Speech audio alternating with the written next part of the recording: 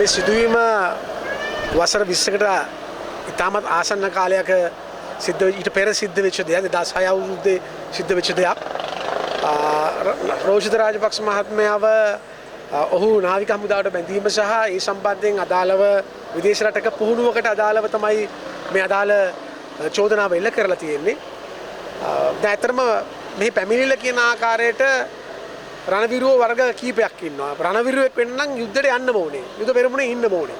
නමුත් අපි කවුරුත් දන්නවා මේ අදාළ පුහුණුව සහ මේ අදාළ කාරණා සම්බන්ධයෙන් මේ අධිකරණයේ කරුණු කතා කරපු කාරණා. ඉතින් අධිකරණයේදී පැමිණිල්ල කිව්වේ රණවිරුවෙක් වෙන්න යුද පෙරමුණේ ඉන්න ඕනේ කියන කාර්යය තමයි ප්‍රකාශ කරේ. මේ යුද පෙරමුණේ හිටපු රණවිරුවෙක් නෙමෙයි.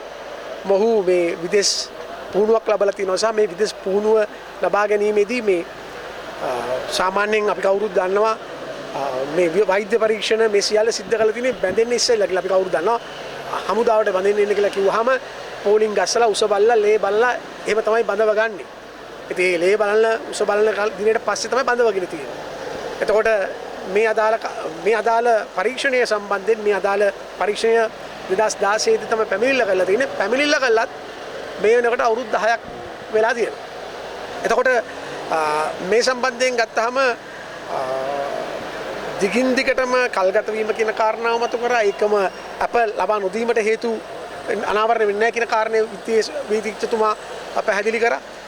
ඉතින් මේ කාරණා සියල්ල බලලා අනිත් කාරණේ තමයි මේ අදාළ තෝරා ගැනීම පුවත්පත් දැන්වීම මගින් ප්‍රසිද්ධ කරලා දත්ත තෝරා ගැනීමක්. ඉතින් මේ කියන කාරණා එක ගත්තාම ඉතින් අප නොදී ඉන්න හේතුවක් නැහැ කියන කාරණය විත්තියෙන් ප්‍රකාශ කරා. ඉතින් තමයි පැහැදිලි කරු මහේස්ත්‍රාත්තුමා ඉතමන් නිවැරදිව අපි දන්නවා අපි ගරු අධිකරණයට අපි අධිකරණ විශ්වාසයක් තියෙනවා සහ අධිකරණයේ ස්වාධීනත්වයේ සම්බන්ධ විශාල ගෞරවයක් තියෙනවා. අධිකරණයට තමයි අපිට යන්න තියෙන්නේ. ඉතින් අද පැමිණිල්ල මොන විදිහට ප්‍රතික්ෂේප මේ කාරණාව අප නොදී ඉන්න ඉල්ලීම කරත් කරු අධිකරණය අප ලබා දුන්නා. ඉතින් අපි විශ්වාස කරනවා ඉදිරියටත් මේ කියන කාරණා සම්බන්ධයෙන් සාධාරණයක් ඉෂ්ට වෙයි කියන කාරණේ අපි හමුවේ තියෙනවා. හැබැයි අපි නැවත වතාවක් අපි අල්ලස් කොමිසමෙන් ඉල්ලා සිටිනවා. අර පූර්ව මේ අවුරුදු 20කට වෙච්ච දේවල් කරනවා වගේම වර්තමානයේ තියෙන මේ කරන පැමිණිලි වලත් යම් ආකාරයේ ප්‍රගතියක් අපි දකි කියලා අපි විශ්වාස කරනවා. එවැනි කාරණාවක් මේ අධිකරණ ක්‍රියාවලිය තුලවත් ඒ කාරණා කිසිම දෙයක් අනාවරණ වුණේ නැහැ. බැච් ස්ටොප් නම් බැච් ස්ටොප් කියලා කියනවනේ. එහෙම කිව්වේ නැහැ.